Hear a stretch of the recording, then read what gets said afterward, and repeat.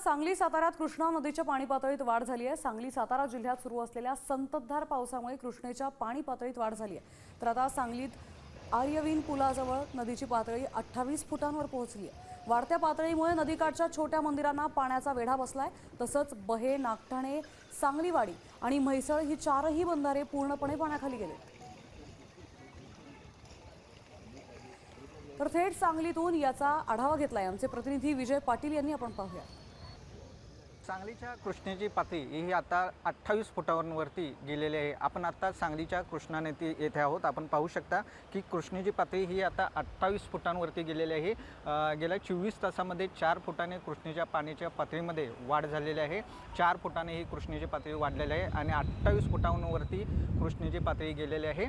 त्यामुळे कृष्णाचं नदीपात्र हे विस्तारलेलं आहे। आपण पाहू शकता की अनेक शेतांमध्ये सुद्धा या ठिकाणी पाणी गेलेलं आहे। तर मंदिरांनाही पाणी या ठिकाणी टेकलेलं आहे। आपण पाहू शकता की आयुर्वेद पुलाजवळ जे मंदिर आहेत छोटे मोठे त्यांना सुद्धा या ठिकाणी पाणी लागलेलं आहे। त्याचबरोबर पलूस तालुक्यातील जे औदुंबूर मंदिर आहे त्या मंदिरामध्ये सुद्धा या ठिकाणी पाणी गेलेलं आहे। एकंदरीतच वारणा नदी ही बाहेर पडलेली आहे। वारणा नदी ही तुडुंबासून भरून वाहत आहे। सांगली जिल्ह्यातल्या वारणा आणि कृष्णा नदी या पात्राच्या बाहेर पडलेल्या आहेत। त्यामुळे अनेक शेतीसुद्धा या ठिकाणी पाणी गेलेले आहे। गेल्या 6 ते 7 दिवसापासून या नद्या तुडुंब अशा भरून या ठिकाणी वाहत आहेत। कॅमेरामन सुजितसह विजय पाटील, साम टी न्यूज, सांगली।